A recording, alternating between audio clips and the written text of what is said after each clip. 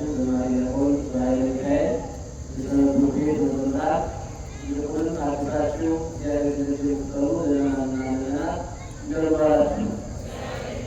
እንደምን አመሻችሁ? እንደምን ቆያችሁ? ከጀርመን የተፈቀደ በመግቦቱ ያተለየ ቀኑ በሰላም ስንመላለስ እንድንኖር ያደረገን አሁን በቤቱ ያስተባበረን የአባቶቻችን አምላክ እግዚአብሔር ክብር ምስጋና ይግባው። አምላክ ያየባት የሰማነው እንዲመለስ ምክንያት የሆነችን ማምላክ ወላዲተ አምላክ በስመ አብ ወወልድ ምስጋና ይድረሳል። የምንማማርበት የሰዓት መጠን ረጅምና አጭር ነው። ምንናል ነው? በጣም ረጅምና በጣም አጭር ሰዓት እንቆያለን ማለት ነው። ማን ይቃል? እግዚአብሔር ይቃል። እንዳትረሱ። በጣም ረጅምና አጭር ሰዓት እንቆያለን ማለት ነው። የትምህርታችን ርዕስ እንዳልኳችሁ ዕፀ ሕይወት ይእቲ ለኩሎ ይትመረወሩዋ ለሚመለከቱና የሕይወት ዛፍ ናት በሚል ነው የምንማማረው። የትምህርታችን መሰረታዊ ዓላማ ዛሬ እንደሚታወቀው ሰውና እግዚአብሔር የተገናኙበት ወይም ደግሞ እግዚአብሔር በሥጋ የተገለጠበት ዕለት እናስታውሳለን።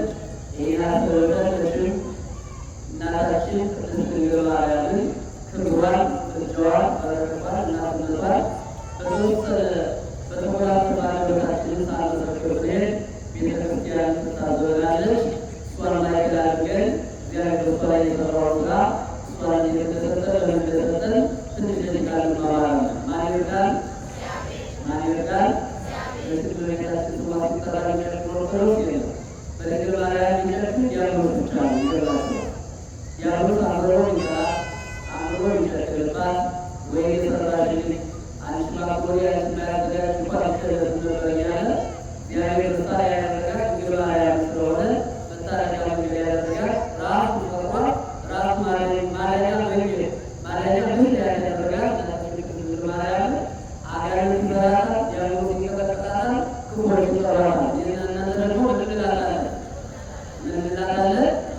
እንወዳታለን። እንግዲህ ይህን ቃል የተናገረው ወደኛ ስለሆኑ ነው። ከሌሎች ይህ ለኩሎ እንደሚመረወሩዋ ለሚመረወሩባት የወጣና ወደተናገረና ስለሆኑ ነው። አስረጃ ማጠሩ መጽሐፍ ምሳሌ ራሱ ቁጥር 18 ላይ ያለው ቃል በደንብ ስንመረምረው ስናየው ከተማ ሲተረጉሙ ለሚመረወሩባት የወጣና ዛፍ ሁለት አይነት ዛፍ ያለ ክፉ ዛፍ አለ፣ በጎ ዛፍ አለ። የሚያፈራ ዛፍ አለ፣ የማያፈራ ዛፍ አለ።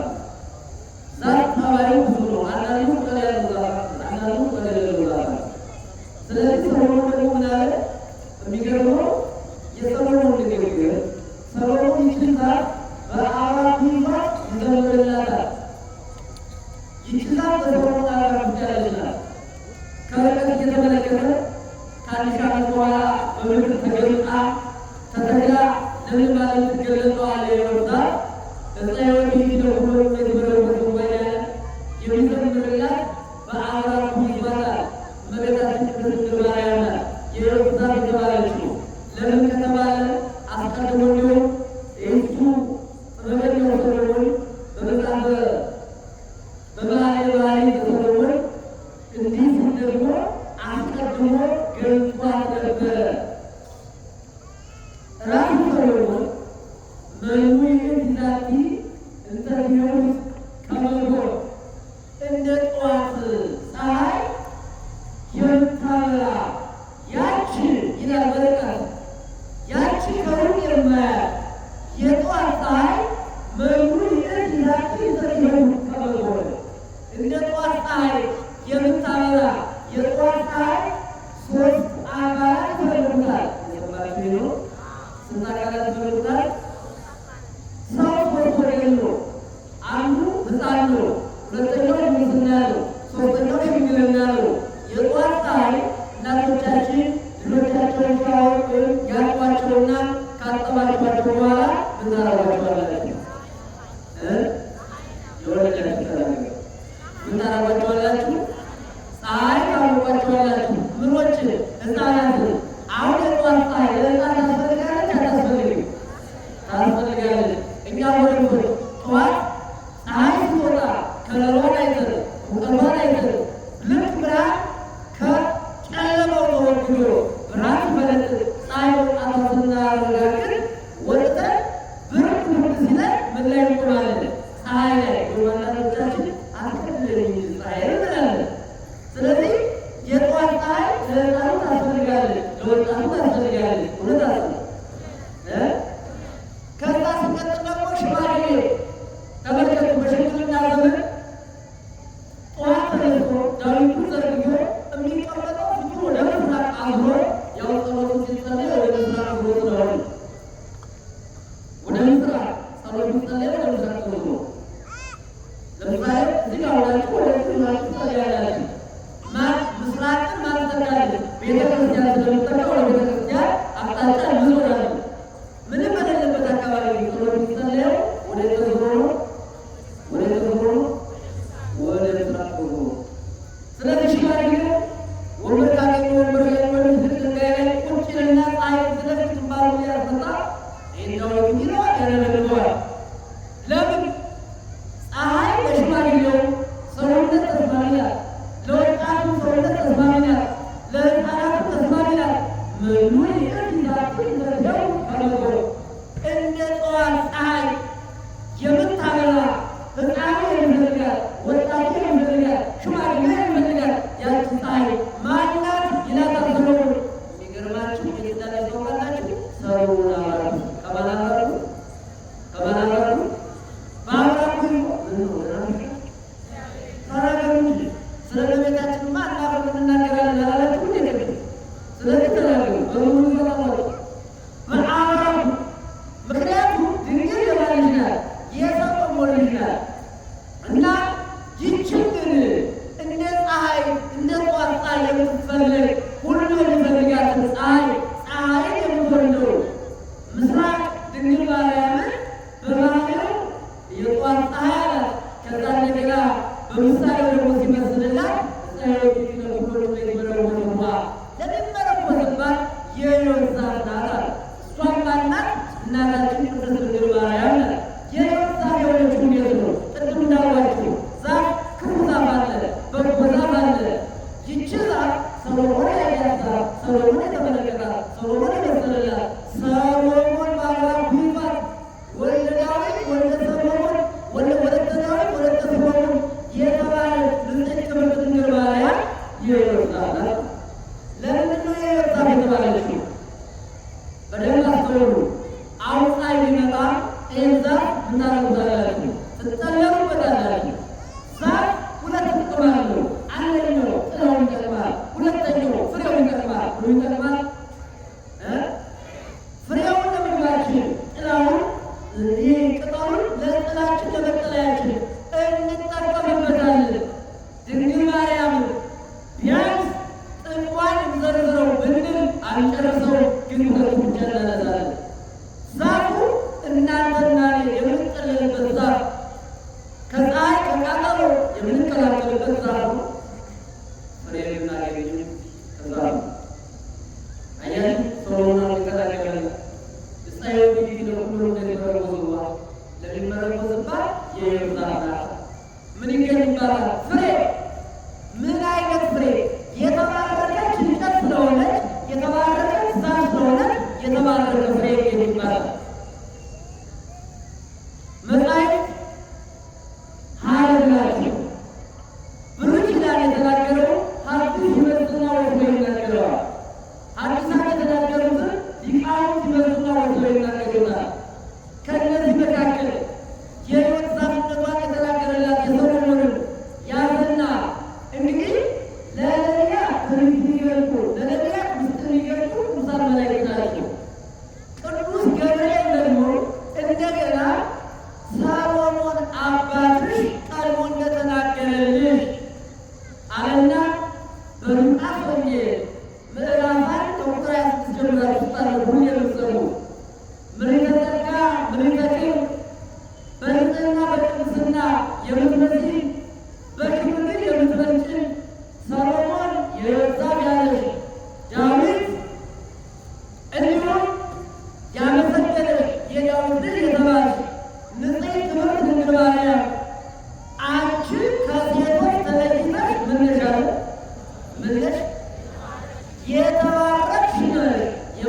ፍሬ ደግሞ ምንድን ነው?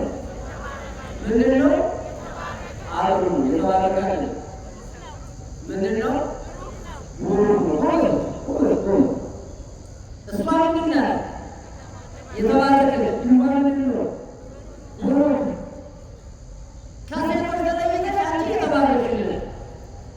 የማኅፀንሽ ፍሬ መርገመ ሥጋ መርገመ ነፍስን የሚያርቅ በረከተ ሥጋ በረከተ ነፍስን በቸርነቱ የሚያድን የባሕርይ አምላክ አምላክ ወልደ አምላክ ቡሩክ እግዚአብሔር ነው አለ ቅዱስ ገብርኤል። ስለዚህ ከአንቺ የሚወለደው አንድ ቅዱስ እግዚአብሔር ገብርኤል የተናገረው ለነቢያት ሚነግር ገብርኤል ነበረ። ቅዱሳን መላእክት ናቸው ለነቢያት ሚነግሩ፣ ምስጢር ሚነግሩ መላእክት ናቸው። አሁን ደግሞ ራሱ መጣና ምን ተጠጋ? ጸጋን የተመላሽ ምን አይነት ጸጋ? የተባረክሽ የሕይወት ዛፍ አንቺ የተባረክሽ ዛፍ ነሽ። የማኅፀንሽ ፍሬ ደግሞ በአንቺ ዛፍነት የሚገኘው ወልድ ደግሞ ቡሩክ ነው አለ። ተመልከቱ፣ ዛፍ ከሌለ ምን የለም? ምን የለም? ፍሬ የለም። ያለ ዛፍ ፍሬ ያለ የለም። ስለዚህ ፍሬውን ለመጥራት ፍሬውን ለመብላት ምን ያስፈልጋል? ምን ያስፈልጋል?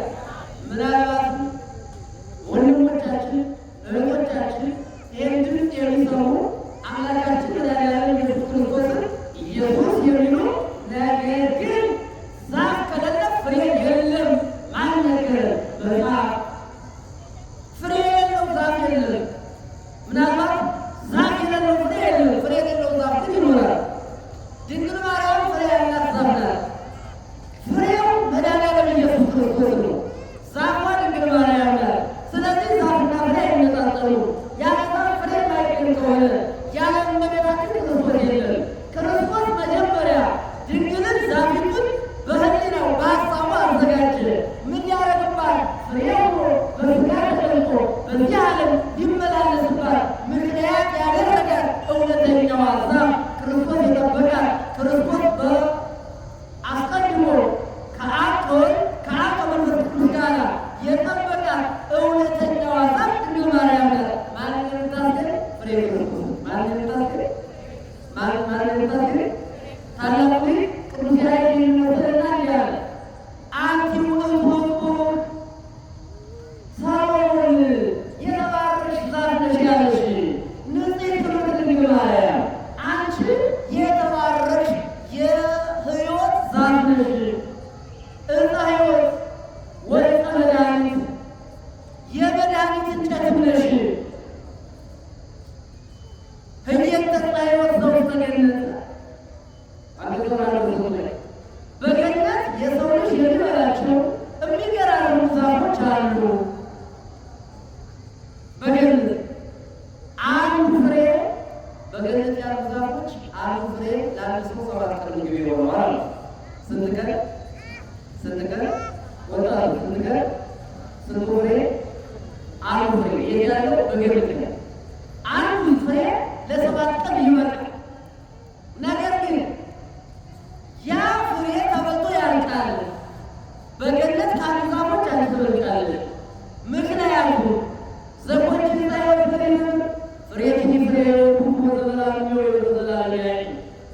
ፍሬሽን የሕይወት ፍሬ ነው። እሱ ማን ነው? የባሕርይ አምላክ ማለት ነው።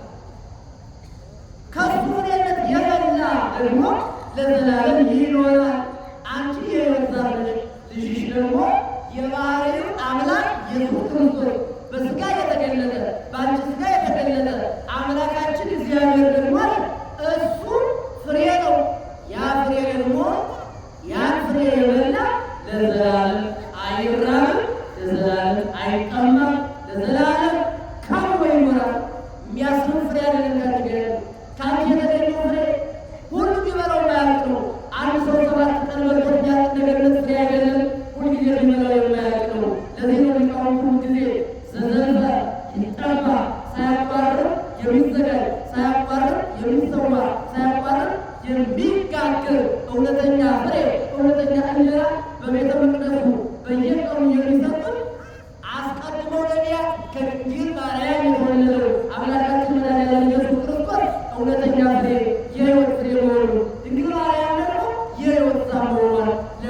ይሄ ልብ በሉ። የሕይወት ዛፍ ዛፍነቷ ፍሬውን ታስገኛለች። አንዱ ጥቅሟ ፍሬ ማስገኘት ነው። ሌላው ጥቅሟ የዛፍ ምንድን ነው? መጠለያ መሆኑ ነው። የኃጢአት ቃጠሎ በዛበታል ይቅርባያን ዛፍ ግን መጠለቃቸው ታስታውሳላችሁ? ተማሪ ባለፋሪ ይዞ ለንስማ ለማያ ማለት ይሄዳል። ሲሄድ ደግሞ ሲያስነቀረው ገበሬ እርግጠኛ ሆኑ ማንን ከርታ አስቀድሞ ማንን አስቀድሞ በባሪያ ያቀርባል። ማንን አስቀድሞ? በቤታችን አስቀድሞ በፊት በቤታችን ልጅና የለማማደጉናቸውን አራዊ ልጅና ሰላም ልጅ አሮቃ ያደረገ ሙሻላይነቶች እንደዚሁ ብዛት ይዞ ጉዞ ይቀጥላል።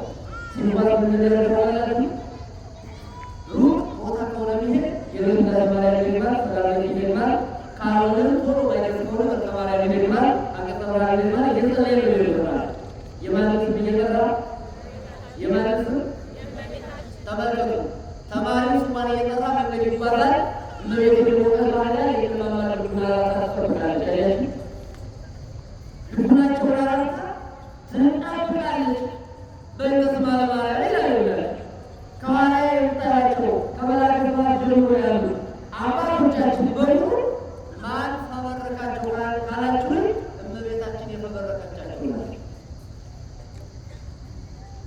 እመቤታችን የእሷን እየጠሩ እናንተ ደግሞ ስንል እመቤታችን የፈበረከቻቸው ይላሉ። ታችሁ ዳሰማ አዎ እመቤታችን ስሟን ጠርተው በእንተስማ ለማርያም ያ ጊዜ ክፉ የነበረች ጊዜ ስሟን አልኮ እያቆመጠረች ቢሆን እንዲሁ ስሟን ጠራብ ይላ ካለ እንጀራ ከሌለ በቆሎ ጥሬ ከሌለ ጥሬ ድንች አውጣ በግንባር ተባሪ ብዙ ደረቁን ገንሱን ሁሉ ነገር በአንድ አኩባዳ አንድ ላይ አፈር የነቀውን ድንች አፈር አለ። ያንን እንደገና ወደ እንጀራ መሰረት አንድ ላይ ያደረገና ከቤት ወስዶ ከሞት ቆሎ ለቤት አንድ ሰጠች በረከት ቆሎ ይልና ጥሬውን ለብቻ አፈር ካለ አፈሩ ከፍል ያለ እንደገና ጭቃው ወጡና አፈሩ አንድ ላይ ሲባል ያስቡ እንግዲህ እመቤት ያስታውቃለች። ጤናና በስሟ ይባረክና ከስማሩ ቅኔው ሲቀር ይሰማላችሁ። አዲሳት ጉዳይ ሲያመጣው ዱቆው ሲቆም ይሰማላችሁ። ሷሪ ተናማዳችሁ ሲቆም ይካላል ነው አይነት መጠለያ ምግብ መረጥ የምግብ ማቅረቢያ ነው። ለዚህ ነው ደግሞ እዛይወት ይደረጉ ለሚመረቆትባት ለሚመረቆትባት የሕይወት ዛፍ ናት። የሚመረቆትባት ማለት ቢረን ታላለች ለሚላል ቢታማ ይተባል ታጠጣኛለች ለሚላል ብጣላ ታስታርቀኛለች ለሚላል ከጌታዬ ጋር ታስታርቀኛለች ለሚላል የሕይወት ዛፍ መጠለያ ለምን የተባረከች የተለየች ናት። የተባረከችነቷ ምንድን ነው? መባረኳ ልዩነቷ ሁልጊዜ ዋተነስተን ሰዓሊ ለቅድስት እንላለን። ድንግል ሆይ ለምኝ እንላለን። እስኪ በሁላችን ድንግል ሆይ ለምኝ ለምን ምን በይልን ትችላለች አትችልም?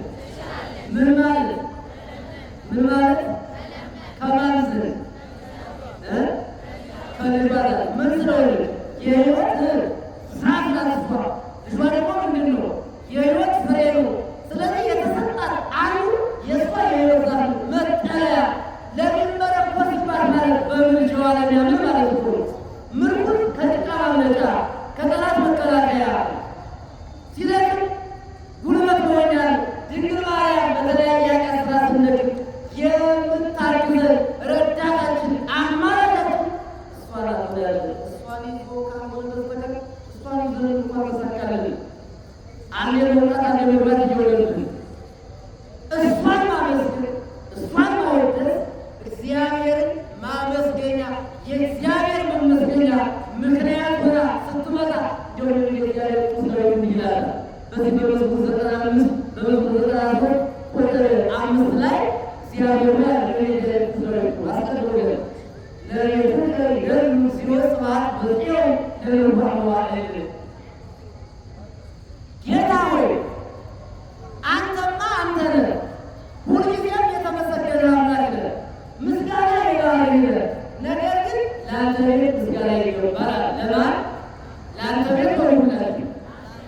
ምስጋና ይገባል። ለምን የእግዚአብሔር ቤት ደግሞ ማናት? እመቤት የምትወዷት ብቻ ደግሞ የእግዚአብሔር ቤት ማናት? እመቤታችን ድንግል ማርያም። ለቤት ከይገሉ ስብሐት፣ ለቤት ምስጋና ይገባል። ታዲያ አንተ ዳዊት ለቤት ምስጋና ይገባል መዘመርላት አላመሰግንም ምትል ምን ልትሆን ፈልገህ ነው? መጣለ ለቤት ወይ የእግዚአብሔር ቤት ሌላ ምን አለው? ማን የሰራለት ቤት? እስኪ እያንዳንዳችን የእግዚአብሔር ቤት አሁን ስንቆ ለቤታችን አለ ለቤት ነው ሚል ሰው ቢመጣ እግዚአብሔር ቤት አዎ በየትኛው ውስጥ የተሰራ በምን አይነት እንጨት የተሰራ በምን አይነት ወጭት የተሰራ የትኛው ቤት ነው ብለን ብንጠይቅ መልስ ይኖራል? ይኖራል? የእግዚአብሔር ቤት የትኛው ነው? ምን ቤት አለው? ማን የሰራው ቤት? ምን አይነት ቤት ነው የምትሰሩልን? አለወከል እግዚአብሔር ለራሱ የሰራት ቤት ማናት? ካላችሁ ድንግል ማርያም ናት። ክብር ምስጋና ለማጠራው ይባላል። ድንግል እግዚአብሔር ቤት ናት። የከተመባት ከተማው ናት። ለቤት ከሌለ ስፋት፣ ለቤት ከሌለ ስፋት፣ ለቤት ለማደሪያ ምስጋና ይገባል። አምላካችን መድኃኒታችን ኢየሱስ ክርስቶስ 9 ወር 5 ቀን ከእመቤታችን ከሥጋዋ ሥጋ ከነፍሷ ነፍስ ነስቶ ቤት አድርጎ አልኖረባትም? ስለዚህ ቤቱ አይደለችም ናት እንጂ። እንዲያው እንዲህ ይላል በሉቃስ ወንጌል ምዕራፍ 11 ቁጥር 27 ላይ እንደዚህ ይላል። ስለ እመቤታችን የተጻፈ ብዙ ጊዜ የሉቃስ ወንጌል ምዕራፍ 1 ላይ ብቻ ይመስለናል። የሉቃስ ወንጌል ምዕራፍ 11 ቁጥር 27 ላይ እንዲህ ይላል። አንዲት ፈታች ሴት ወደ ኢየሱስ ክርስቶስ ቀረበች። ለምን? ክርስቶስ የሚያደርገውን አይታ ጎባጣ ሲያቀና ገረማት። አንተማ አንተ ምን ይገርምሃል? ዕውር ሲያበራ ገረማት። አንተማ ትችላለህ። ቅድም ጠዋት እንዳነሳነው የ38 ዓመት በሽተኛ አልጋ ተሸክማ ሂድ ብሎ በቃል ብቻ ሲሆን ስታይ ገረማት። ከዛ ምን ማድረግ እንደፈለገ ታውቃላችሁ? አምላክን ማወደስ ሳይሆን ገረማት፣ ረቀቃት፣ መጠቃትና አለብላ ጌታ ሆይ አንተ ማለች ማለት ይህ ሁሉ ብታደርገው ምን ይገርማል? ሰማይና ምድር የፈጠረ አምላክ ነው።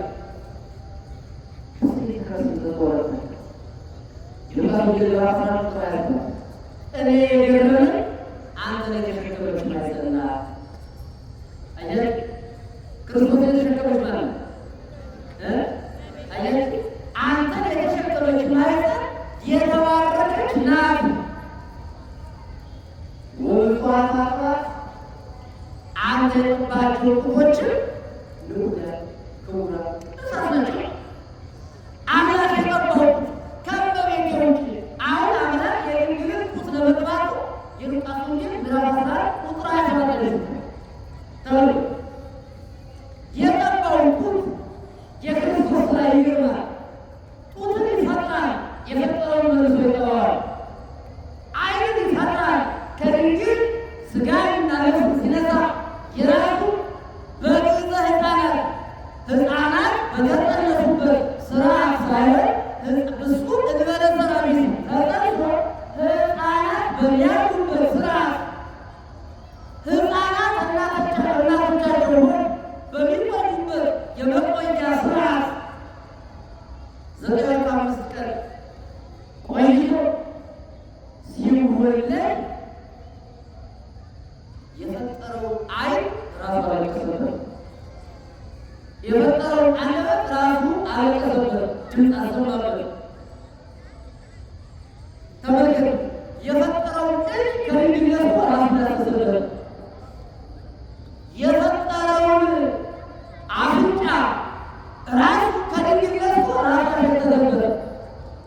የፈጠረውን እግር ከድንግልነቱ ራሱ ተዋለበት። እግርን የፈጠረው ጌታ በፈጠረው ተዋለ። ዓይን የፈጠረው ጌታ በፈጠረው ዓይን አለቀሰበት። ክርስቶስ አለቀሰ። ይኸው ምድራፋት ላይ አላዛር ወባይቶ ወለለችን አላዛር ወባይቶ ክርስቶስ አቆየ ምናል አለቀሰ። ይህ ታሪክ ለመተረክ እንግዲህ ሳያለች እንዴት ይቻላል?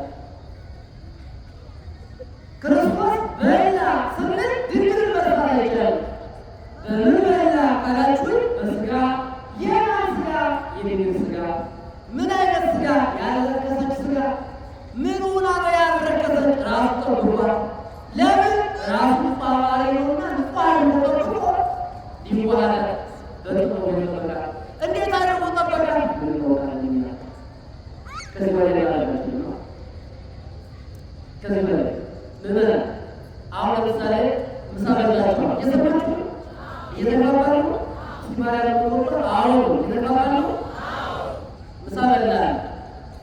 አሁን ምሳ ስንበላ የት አካባቢ እንዳረፈ ሽሮ የበኩል እንዳለ ምስሉ የበኩል እንዳለ ታውቃላችሁ። እናንተ ውስጥ ያለውን የተጠራቀመውን ሳታው የድንግል ማርያም ምክር እንዲህ ነው የሚለው ምን አገባል? የራሳችን ባባው እግዚአብሔር እንዴት እንደዚህ ይችላል? እንጃ የኛ ይሆን ከዚህ ማለት አይችልም። ድንግል በድንግልና ጸነሰች። አዎ በድንግልና ወለደች። አዎ አማላጅ። አዎ ክብሯ ዘላለማዊ። አዎ ከማንቀጥላ ከእግዚአብሔር ቀጥላ ፍጡር ናት። አዎ ከሙታን ተነሳች። አዎ ሙታለች። አዎ ተነሳለች። አዎ ዳግም ትሞታለች። አትሞትም። ዳግም ትንሣኤ ያገኛታል? አያገኛትም። ለምን? ለምን ትሞታለች? ከዚህ ተነሳለ አለ እግዚአብሔር አደረገ። በቃ ለምን? የጠባው ጡት አምላክ የጠባው ጡት የሚል ተመልከቱ።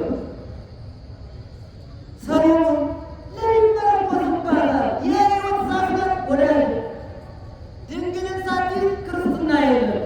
ክርስቲያን የሚለውን ራስ ስሙን ለመጥራት ከድንግል መወለዱን እንደውም ኮመተኮና ሲናገሩ በቤታችን ድንግል ማርያም ቅዱስ ሉቃስ ከሴቶች ሁሉ ተለይተሽ አንቺ የተባረክሽ ያለው ሲተረጉሙ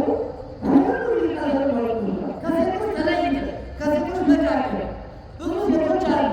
ከአሁን በፊት የነበሩ ለወደፊትም የሚመጡ ሴቶች አሉ።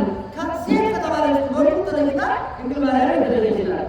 ለምንድን ነው የተለየች ካላችሁኝ ሁለት ግብር አላት። ስንት ግብር አላት? ስንት ግብር አላት? ሁለት ግብር። አሁን አስተውሉ። እኔ ለእናቴ ምን ዋለች? ለእናቴ ምን ዋለች? አንቺ ለእናትሽ ምን ዋለች? እናትሽ ለእናቷ ምን ናት? ልጇ ማለት አስተውሉ። አንድ ሴት ለአንዲት እናት ምንድነው ትሆን? ልጅ ይችላል። ድንግል ማርያም ሁለት ግብር አለ። የኛ አንድ ግብር ነው ያለ። ምን? ለእናታችን ሊሆን ይችላል። ድንግል ማርያም ደግሞ ለሐና ሁለት ናት። ስንት ናት? ስንት ናት? ድንግል አንድ ናት፣ ግን ለሐና ስንት ናት? ሁለት ናት። ምንና ምን? አንደኛ ልጇ ናት፣ በስቶች ሊያገኝ ይችላል። ሁለተኛ እናቷ ናት። አያችሁ፣ እናቷ ተቆ ወለደች ክርስቲያን ከሴቶች ሁሉ ተለይተሽ መካከል ተለይተሽ ማለት ሁለት ግብር ያላት ድንግል ማርያም የሕይወት ዛፋችን የምንታመንባት ድንግል ብለን የምንጠራት አማላጅ የምንላት ድንግል ማርያም ለሐና ልጇና እናቷ ናት። በዚህ ብቻ አይገርምም። ለቀዳሚት ሔዋን እናቷ ናት። ለቀዳሚት ሔዋን ልጇ ናት። የአዳም ልጅ ናት። የአዳም እናቱ ናት። የጌታ እናቱ ናት። የጌታ ልጅ ናት። የአምላክ ልጅ ሁና የአምላክ እናት የሆነች ድንግል ማርያም ከሴቶች ሁሉ ተለይተሽ የተባረከች ሁሉ አንድ ሴት ለእናቷ ልጅ እንጂ እናት ሆናች። ድንግል ማርያም ግን ችላ ተገኝታለች። አስቻዮቿ ለእናቷ ለሐና ልጇ፣ ለሔዋን ልጇ፣ ለሔዋን እናቷ፣ ለሐና እናቷ ሆነች ድንግል ማርያም። ከሴቶች ሁሉ ተለይተሽ የተባረከች ከሴቶች መለየቷ አይቆ እናት ናት፣ ደግሞ ልጅ ናት። እንዲህ አይነት ግብር ያላት ፍጥረት የለች ከማን በስተቀር ይችን እናት ማመስገን እንዴት እንዲደረሰው ይወታች የእንጀራ ልጃችን ድንግል እኮ የምንወድበት የራሳችን ምክንያት ስላለ ሁሌ እንደምንሰራው በቅዳሴ ማርያም ድንግል ሆይ ብዙ ማመስገኛ ነገር አለ፣ ብዙ አንቺን የምወድበት ነገር አለ። ግን ሰው ወድ ይወዳልና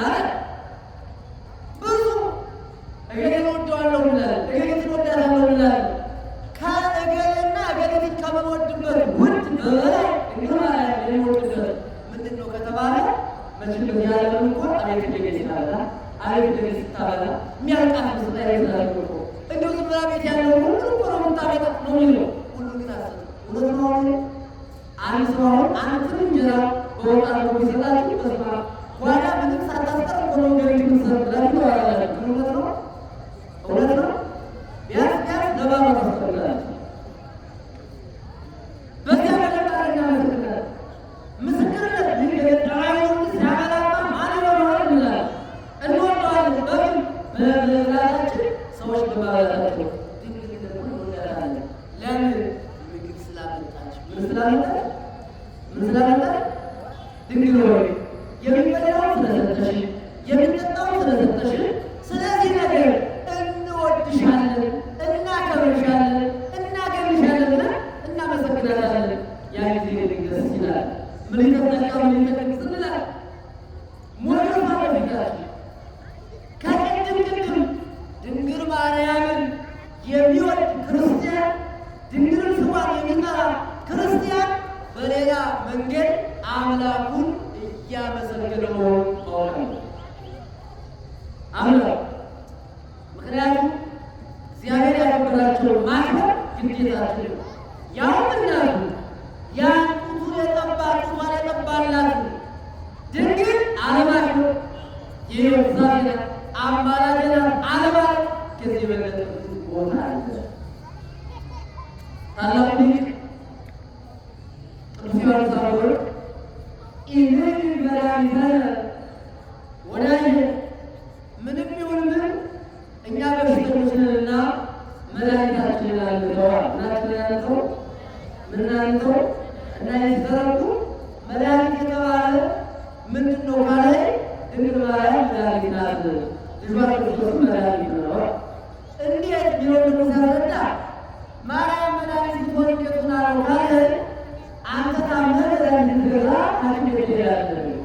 ያን ጊዜ መድኃኒት ስጠኝ ብለህ ስትጠይቀው ሐኪሙን መድኃኒት ይሰጥሃል። የሚዋጣውን ብቻ ለሊት ትገዛ ወይስ ደግሞ እስከ መያዣው ነው ይላል። መድኃኒት ስትገዙ እስከ መያዣው ወይስ ትወጣው ብቻ ትገዙ የተከበሩ ቴሌቪዥን ወይ ገባታ ለሚመረቆስባት ፖሊሲ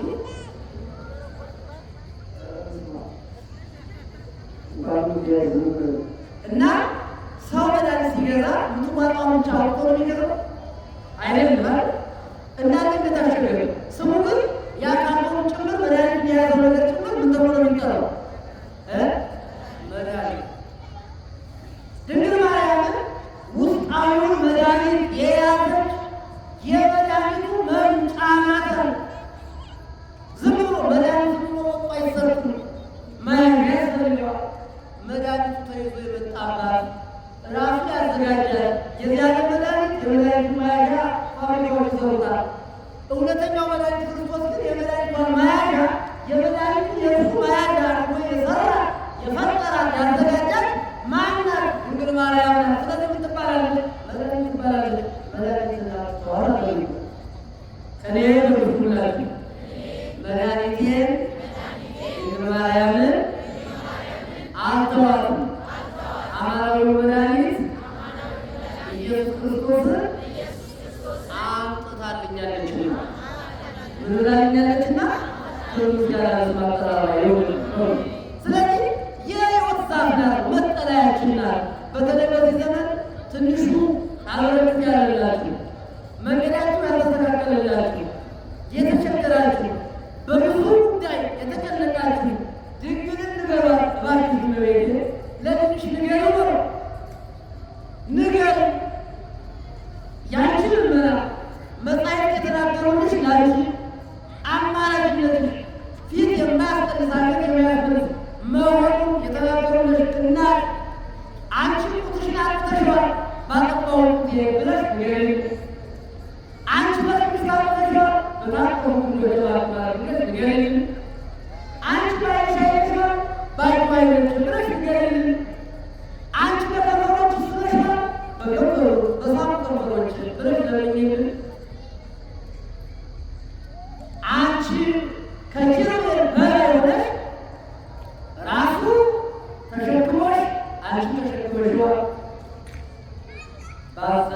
ላይ ስለዚህ ለምን ብላችሁ ያ ጊዜ የታዘለው ጌታ የጀርባዋ ሁለታዎች ይለታል። የተሳበው ጌታ የከፈለው ሁለታዎች ይለታል። የታቀፈው ጌታ የእጇን የእናትነት የእናት አስተቃቀፍ መች ይለታል። መላእክት ቅዱስ ቅዱስ እያሉ ሲያመሰግኑ የሰማች ጆሮ መላእክት እያሰቡ ሲሰግዱ የነበረ እኔን እንደምንበር እንደ ዙፋን ከላይ ሳታቃታችን ሳትሆን ሰው የሆን ጌታ እባክህ ይቅር በለን ለምኝን ብላችሁ ንገሯት። ያን ጊዜ ሕይወት ዛፋችን ድንግል ማርያም መጠለያ ትሆናለች። ስለዚህ ድንግል ማርያም የሕይወት ዛፋችን ናት፣ መጠለያችን ናት፣ የምግባችን የመመገባችን ምክንያት ናት።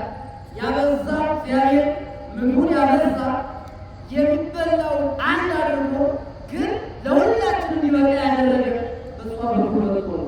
ይህች እናት እንዴት ተረሳ? ይህች እናት እንዴት አትታወቅ? ይህች እናት እንዴት አታማልድ እንባላለን? ይህች እናት እንዴት አትቀር እንባላለን? እንኳን ጌታ የወለደች እናት የኔ እናት ያንተ እናት ያንቺ እናት ብታረጅ እንኳን አርጅተው እድሜ ጠቅመው እንኳን ቢሞቱ እድሜያቸው ይቆማል። እናት እያተመለስ እናቆማለን። ታዲያ የጌታን ስራ ለመግለጥ ምክንያት ሆነች። ጌታ ራሱ ስራውን የገለጠባት የተዘጋው ዓለም እንዲከፈት ምክንያት የሆነች እንጀራን እንዲጋገር ምክንያት የሆነች ድንግል የእሷ ነገር ሲነገር ድንግል አውቃጠሎ ይመስፋሉ ያቃጣሉ ዋዩ ባሻ ስራው ስፋታና መጠለያችን እንጠለልባታለን። ሁላችን ተጠለልባት አይበቃችሁም ማለት ነው። ለሁላችን የምትበቃ እግዚአብሔር ለሁላችን የምትበቃ አድርጎ የሰጠ እግዚአብሔር ለሁላችን የምትበቃ አድርጎ የፈጠራት ንጽሕናዋ ቅድስናዋ ጌጧ ቢነገር ቢተረጎም ሊቃውንት ቢያመሰጥሩ የማያልቅ ያላት ድንግል ማርያም ስለዚህ ዛሬ ወር ባባ እናስበው አምላክም ሰማይና ምድር ጌታ የወለደችበት ወር ባባ እናስታውስላለን። ዛሬ መላእክት እናስባለ ዘምረውናል። ድንግል ማርያም የገረማት ነበረ።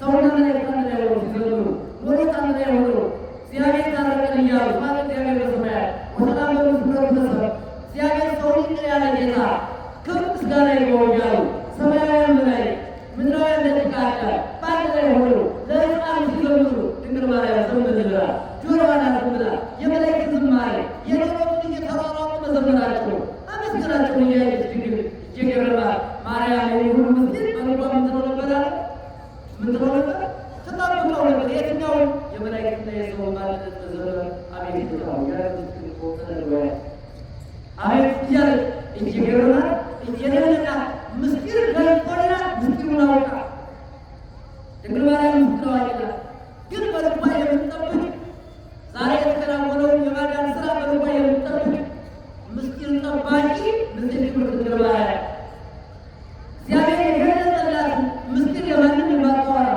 ለማንም የማትናገር ሥላሴ በፍጥረት ሊገልጡት ካላቸው ምስጢር እንደ ድንግል ማርያም ምስጢር የገለጡለት እንደ ድንግል ማርያም የመጀመሪያ ምስጢር አዋቂ ድንግል ማርያም መታወቂያ ናት። የሥላሴ መታወቂያ ናት። ለምን ሊቁ ሲናገር ዋኖ ሳይሆን በስሉስ ቅዱስ ዘይበለ እንደተሰከረ ወይባይ ስትሙ ንጽሕት ክብርት ተብሎ ከእመቤታችን ከድንግል ማርያም ከመወለዱ አስቀድሞ የሥላሴ አንድነት ሦስትነት በጎላ አይታወቅ ነበር ይላል ቅዱስ ገብርኤል። ስለዚህ የሥላሴ አንድነት ሦስትነት መታወቂያ ናት። ምስጢር ጠባቂ ናት። ምስጢር አዋቂ ናት ድንግል ማርያም። እንኳን የኔና የእናንተን ምስጢር የሥላሴ ምስጢር ሥላሴ በገለጠላት መጠን ታውቃለች። አንደኛ ምስጢራዊ የምትባል እሷ ነው። ሁለተኛ ዮሐንስ በፍቅር ነው። የሥላሴ ምስጢር ነው ምን አንደኛ ማለት ድንግል ማርያም የሥላሴ ምስጢር ምጣው እግዚአብሔር የገለጠላት ምስጢር ለእሷ የገለጠው ያለ ምንም አልገለጠም። ሁለተኛ ዮሐንስ በፍቅር ነው። ከድንግል ማርያም ቀጥሎ የሥላሴ ምስጢር ነው ዮሐንስ በፍቅር ነው። ሶስተኛ ሐዋርያት ናቸው። የማቴዎስ ወንጌል ምዕራፍ 3 ስለ ዮሐንስ በፍቅር የማቴዎስ ወንጌል ምዕራፍ 7 ላይ ደግሞ ስለ ሐዋርያት የሥላሴ አንድነት ሦስትነት ሲገለጥላቸው ነው። ከዚህ ሁሉ ግን ማን ትበልጣለች? ማን ትበልጣለች? ማን ትበልጣለች? እመቤታችን ትበልጣለች። ለዚህ ነው ቅዱስ ኤፍሬም አንቺ የምስጢር ምስጢር ነሽ ይላል።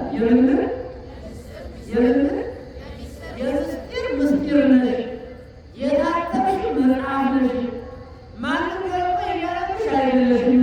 እነዚህ ኮሎሶች ድንግል ማርያምን መጽሐፍነቷን ባለው ያላቸው ከድንግል ጋር ግብግብ ይገባሉ። እኔና እናንተ ደግሞ በርከት ብለን መቤት ጎዶሎ የሚል እንላለን። ትዳር ያለው ትዳር ስጭኝ እንላለን። ጤና ያለው ጤና ያለው እንላለን። ልጅ ያለው ልጅ አስጠጭኝ እንላለን። የሚበላ የሚጠጣ ያለው የቆሎ ተማሪ የራራሽ መቤት ለውሻ የራራሽ የኔኖር መምጣት ያክሻል።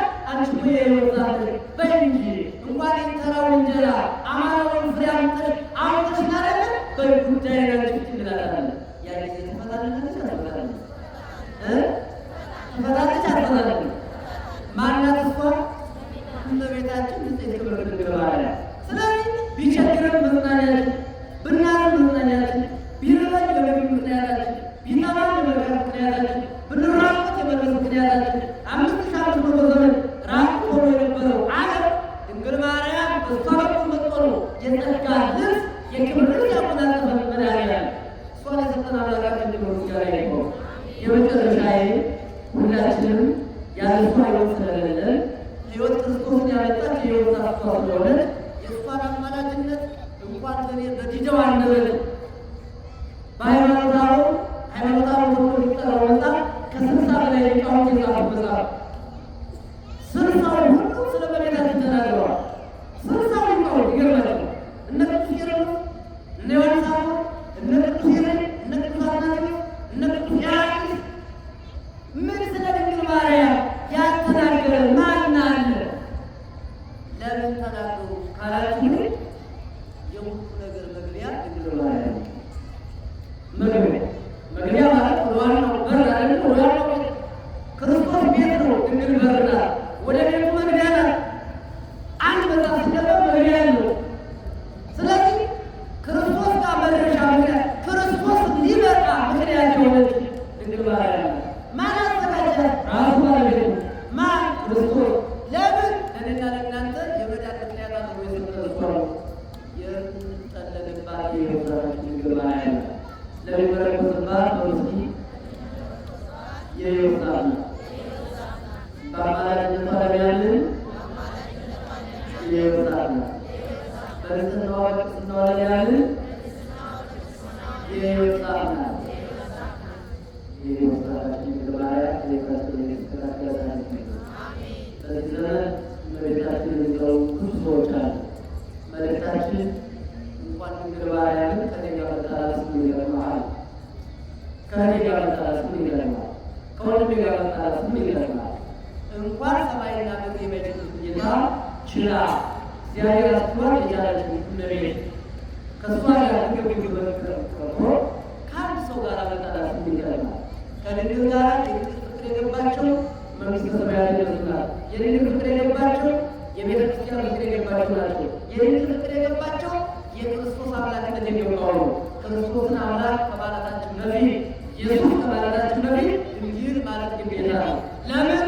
ኢየሱስ የሚለውን ያወጣችልን እመቤታችን ድንግል ማርያም ናትና በእሷ ጥላነት ተጠልለን በአማላጅነቷ ተጠብቀን የእናትነት ፍቅሯ በልባችን ታትሞ ለዘላለም እንዲኖር ያደረጋችሁ በጣም ሰላም ይሆን። እሷ የሰጠን አምላካችን ክብር ምስጋና ይግባው። አምላካችን ኢየሱስ ክርስቶስ ጉባኤያችንን በዚህ መንገድ ስንማር ሰንብተናል። እኛም ተምረናል። እናንተም ተምራችኋል።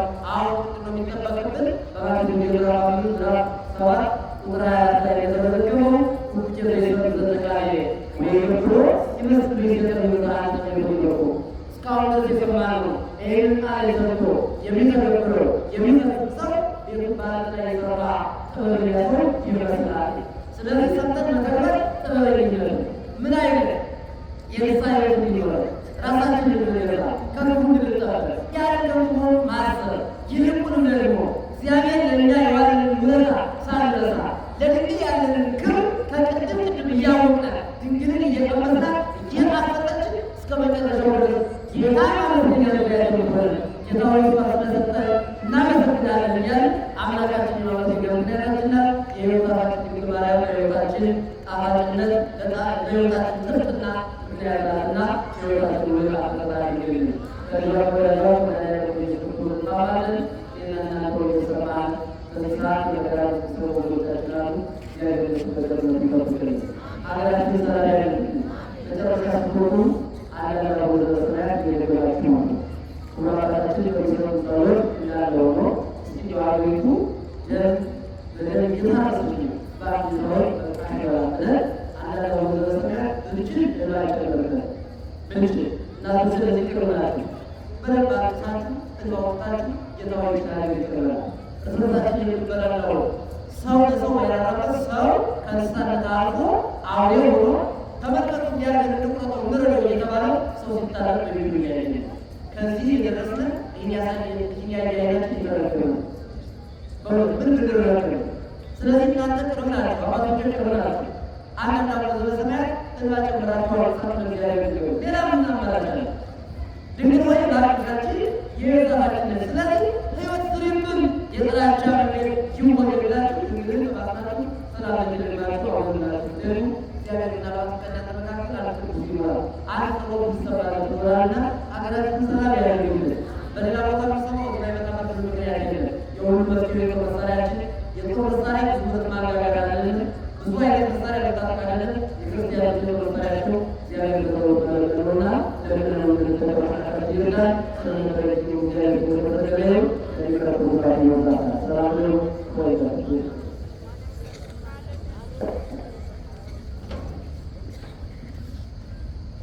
ዘመናችን አባታችን የወት ቃል ያስተማርን የወት ቃል ያስተማርን በእድሜ በጸጋ በጥበብ ይጠብቅልን።